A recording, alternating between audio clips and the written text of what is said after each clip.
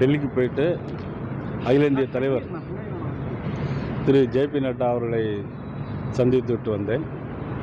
அவர்கள் ஒரு 6ஆம் தேதி இங்கே வருவதாக இருக்கிறது.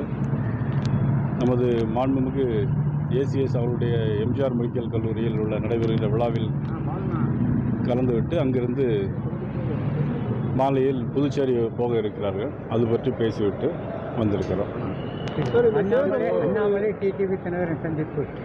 அது அவருடைய தனிப்பட்ட முறையில் நண்பர் என்கின்ற முறையில் சந்தித்தாக அவரே சொல்லியிருக்கிறார்.